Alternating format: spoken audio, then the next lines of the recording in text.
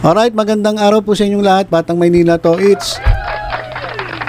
Bago po natin pag-usapan yung ating topic ay gusto ko po munang inform etong ating mga kapwa vloggers, lalong-lalo na yung mga TVJ defenders, maging yung mga kaibigan natin vloggers. Kasi meron pong YouTube channel na ang pangalan po ay Banat Kabayan TV. Ito po nakapost sa ating screen. Nako, ang ginagawa po nito ay kumukopya po siya ng audio sa iba't ibang mga vloggers. Kinokopya niya yung audio, binabago lang niya yung video. Yung audio, binabago niya yung pitch para mag-iba yung boses. Pero kung mapapansin niyo, yung content mismo dun sa video ay galing sa iba't ibang mga vloggers.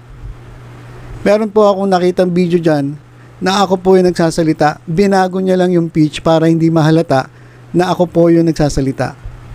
Ganyan po yung ginagawa niya. At halos lahat po ng video ganun. Meron akong narinig dito na video. Nagsasalita si Models of Manila. Pero binabago niya yung video eh. Audio lang yung kinokopya niya. Yung analysis. Alam niyo mga kababayan, bago kami makabuo ng isang 8 minuto, 9 minuto, 10 minutong video, hindi naman po basta-basta yun. Pinag-isipan namin, pinaghirapan namin yan. Kala niyo ba madali mag-isip ng mga sasabihin? Lalo na pag mag-isa ka lang. Di ba, napakahirap nun. So, etong tulongges na to, itong Banat Kabayan TV, yan pong nasa ating screen, ay wala pong kahirap-hirap. Nagkakaroon siya ng content. Ang ginagawa niya lang, ini-edit, binabago yung pitch para mag-iba yung boses, tapos yung video,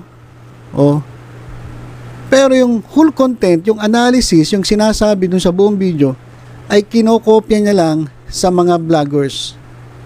So ako gusto ko lang manawagan na, tingnan ninyo, baka pwede natin itong magawa ng report, at para matigil itong ginagawa nitong Banat Kabayan TV.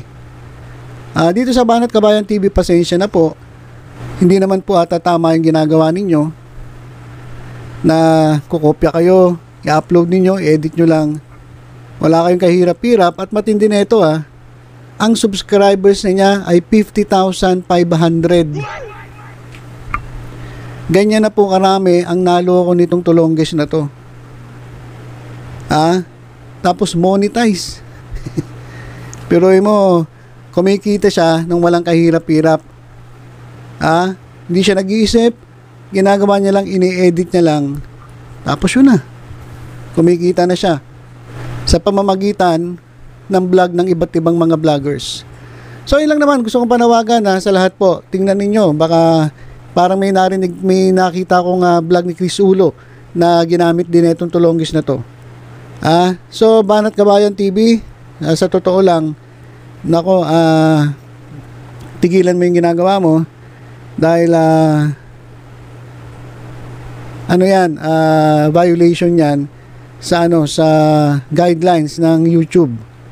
Hindi ko lang alam kung meron sa Facebook to, hindi ko pa na-check, pero parang wala naka-block ako.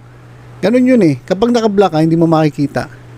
Siyempre ba-block niya yung mga kinukuhaan niya ng mga content para naman hindi makita nung mga talagang legit na may-ari. So para palang para palang generic din to. Gumagamit ng hindi kanya. So Banat Kabayan TV, yun po yung pangalan. Sa lahat po ng vloggers, paki-check po ninyo, baka nagagamit na yung inyong mga content. Alright, so diretso na tayo. Pag-usapan na natin. Kanina po mga kababayan, ay meron pong nakita ako sa Facebook, August 12. Meron pong nag-post doon ng Facebook live views between EAT at Tape Bulaga. Ayan po sa screen, papakita ko po sa inyo. Ang EAT ng TVJ sa TV5, dun sa kaparehas ng oras, ay may 16,200. 16,200. At dito naman sa Tape Bulagta, binabasa ko lang Tape Bulaga ng GMA7 ay 46. Grabe naman yan. 16,200 tapos yung kabila 46. Ay sus. Ano na mangyayari dyan? Wala, tuloy-tuloy na talaga ang pagsemplang na itong kabila. Kasi ayaw nyo patigilan, ayaw nyo pa kasi ibalik ang pangalan na ang hatid sa inyo ay sumpa. Hindi naman nakakatulong eh. Mas lalo pa kayong napapasama eh. Mas lalo bumababa ratings ninyo, mas lalo bumababa ang views ninyo. Dahil dyan sa kakapilit ninyong gamitin, yan titulong yan na hindi naman talaga sa inyo. O ito nangyari isa pa. Ito mga kababayan, ito yung updated. Nung nakaraan record breaking po ang 101 na TV ads na naipakita po dyan sa TVJ, dyan sa TV5, sa EAT. Kung nararamihan na kayo sa 101, ito po matindi. Kanina po, August 12, ang pinalabas na TV ads ay 107. Grabe, 107. Sa Gap 1, dun sa break, ay merong 29 TV ads. Sa Gap 2, merong 33 TV ads. At sa Gap 3, merong 45 TV ads. So kung record breaking na po yung 101, mas record breaking po ito, 107 TV ads. So sa EAT, congratulations. Grabe na to. Bigyan ko lang kayo ng sample ng mga dito tayo tumingin sa 45 TV ads sa Gap 3. Ito yung mga nag-advertise. Stress Tabs, Copico Blanca, Dove Serum Conditioner, Paracetamol Biogesic, Breeze with Eco Clean Tech, Mang Inasal Pork Barbecue, Neosep Forte, Lactum 3 Plus, LG Dual Cool, Solmiox for Kids, Nestle Coffee Mate, Hisamitsu Salon Pass, Chocomucho, Shopee, Free Shipping, Domex, Nestle Milo, Dr. Wong's Lightening Soap, Dr. Wong's Lightening Soap, magkasunod. McDonald's, Best Ever Burgers, Sunsilk, Best Ever Fragrance, Myra E, Nescafe Classic Sulit Pack, Nor Shrimp Cubes, United Home Fair Sulfate Iron.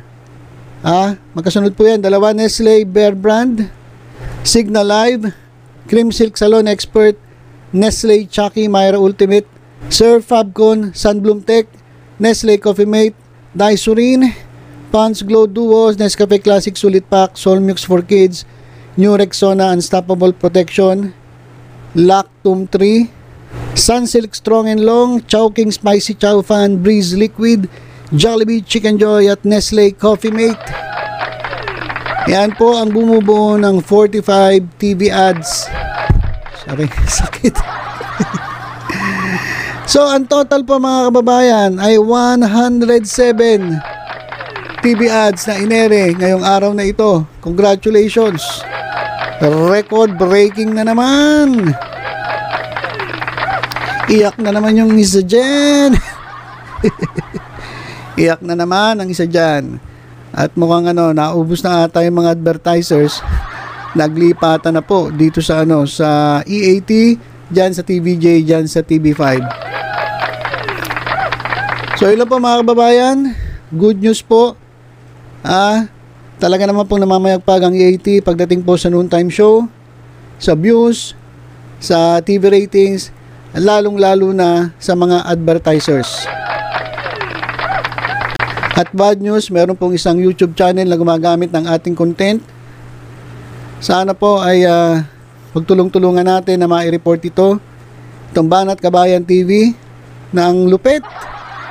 Meron siyang 50,500 subscribers. Ang ginagawa niya ay kumukopya lang ng content sa ibang vloggers.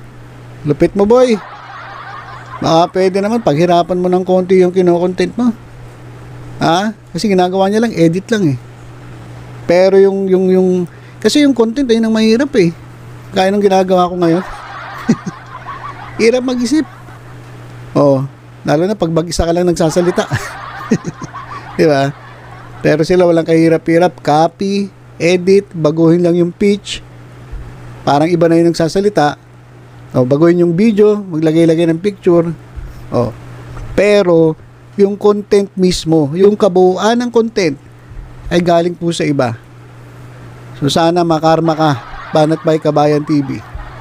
So ilang mga kababayan, ingat po tayong lahat ha. Huwag po kayo gagaya dito sa mga generic. Walang ginawa kundi manggaya at kumuha ng hindi naman kanila. Ingat po tayong lahat. God bless.